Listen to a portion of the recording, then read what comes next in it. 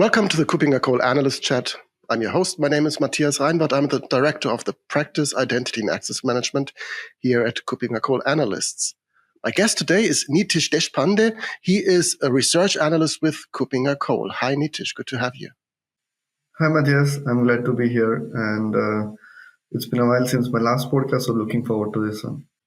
Absolutely. It's been a while, but you've been busy. You've been busy writing research. And as you are working in the area of IGA, Identity Governance and Administration, this is, of course, very close to me. On the one hand, being the director of the practice IAM, this is, of course, an important topic for us when it comes to compliance, to governance, to organizations doing things right and being able to prove that.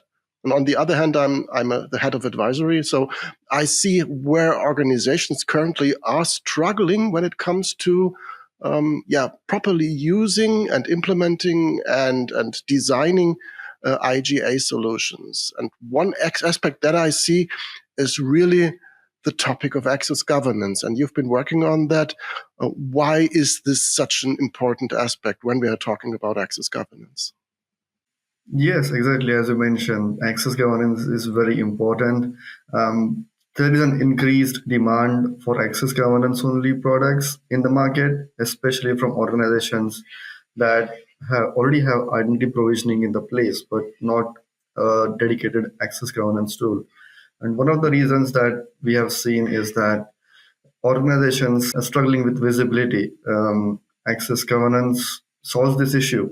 It provides answers to who has access to what, who has accessed what and why, and who has granted this access. So access governance really provides the necessary tools for answering these questions, and also around managing workflows, access entitlements, run reports, also things like access certification campaigns and SOD checks. So it's becoming very important for organizations to have a good, strong, dedicated access governance tool in place. From my experience, what I've seen is that this started out in organizations which usually are highly regulated, so financial organizations, which always had to make sure that they provide evidence that they are handling their identities and their access well. But this has changed. This has expanded to other areas, other industries as well. Is this something that you see as well? Yes, absolutely. So access governance market, from what we have seen, is it's already growing and maturing, but it continues to evolve. And as you mentioned, it's quite prominent in the finance and banking sector, but we have seen it outgrow into different sectors because organizations of all sectors currently are striving to gain visibility. So we have seen this in retail, banking, finance, then government industries as well, where it's quite important to govern the access of identities and users. So we have definitely seen this grow in different sectors of industries. And when people think of access governance, they are usually shying away from what they think is the most important stuff, which is recertification. So at the end of the year, these large recertification campaigns, long lists, which need to be checked and ticked off on access removed.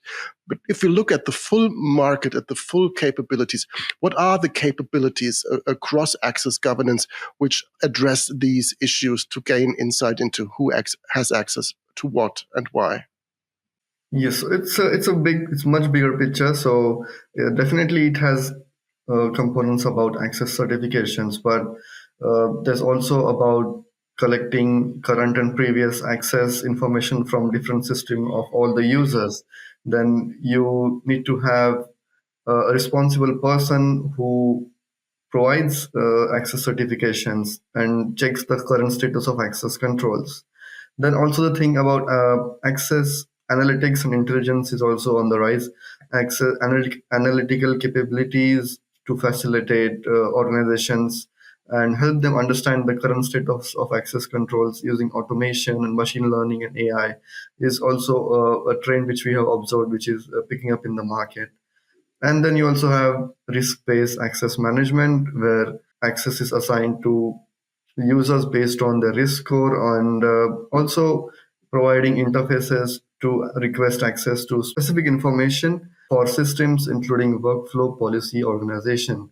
So it's a much bigger picture than with regards to access governance. You also have policies which need to be right in place.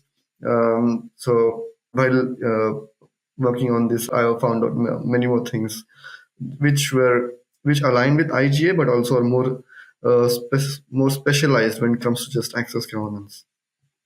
Right, with the usage of identities across whole enterprises really growing and getting more important, and more identities and more access and more applications, many organizations are asking for automation, for supportive systems who help them in achieving access governance or for implementing access governance with technology. You've mentioned briefly machine learning and you've mentioned analytics. Is this also something that the vendors are looking into, supporting larger organizations in getting better, more efficient, having support even through machine learning? Yes, definitely. Automation is a key trend which we have observed, which is on the rise. And one of the main reason is that it reduces workload burden on the IT staff. And this helps to reduce the cost and time.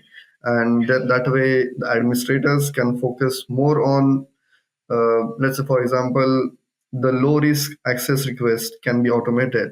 And that way now the administrators can save time and focus more on high risk access requests and provide more insights into that one. So automation is definitely helping, and I think it's going to evolve. And we will see more and more machine learning based workflows coming in, and AI also up supporting this sector. Great. If we look at the market, actually, the tools, the vendors, when I'm looking for access governance, where will I find these? Are these the traditional IGA vendors, and this is built into their IGA offerings in their services, be it as a service or be it on premises? Or are there also specific access governance tools that complement existing IAM, IGA solutions? Definitely. The traditional IGA players are definitely the ones which you should look forward to for specific access governance capabilities. But there are also specialized access governance vendors in the market who are providing all the necessary tools, but on a more specialized level. So they might not have certain capabilities around identity lifecycle management because we don't need them in access governance. But so it's a combination of both kind of vendors which are currently present in the market. Right. When it comes to integration, I think when you say they are augmenting existing systems, there also needs to be a proper way of integrating. So I assume the move forward, or the way how to move forward, is APIs, secure APIs for integration. So interoperability is key as well. Yes, definitely. Interoperability is definitely the key when it comes to, with regards to one of the common adoption patterns that we have observed is fulfillment through identity provisioning is achieved by a managed service, and access governance is run within organizations to retain absolute control over the governance function. So it's definitely interconnected between running access governance by organizations and also in some cases as a managed service. So there is definitely a possibility of having good interoperability. Right. So you, as I said, you have conducted extensive research in that area, and that led to a leadership compass. So you just published the leadership compass access governance. It is out there. So the market is evolving. So it is really highly recommended for the audience to catch up with what changed. So what are some of the most recent changes that you would highlight when it comes to that market? So this access governance leadership compass, it follows our already published IGA leadership compass. And in this specific one, we focused mainly on those vendors where we evaluated that only the access governance capabilities. Um, so in this specific leadership compass, we have evaluated 25 vendors, and access governance is essential to business from a strategic point of view to ensure overall IT security and regulatory compliance.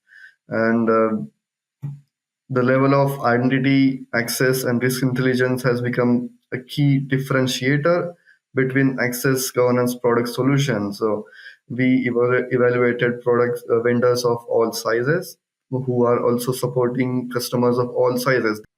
Okay, great. I highly recommend the audience who's interested in catching up with what has changed, especially the regulated ones, or those who just want to make sure that they are doing things properly, that they head over to our website, KuppingerCole.com, go to the research section and look either for your name, Nitish, or for just the Leadership Compass Access Governance, and learn more about the market and try to identify the right tooling for themselves. And how to improve, how to get better in terms of improving their identity fabric, building new blocks into their reference architecture that they use for their IGA purposes.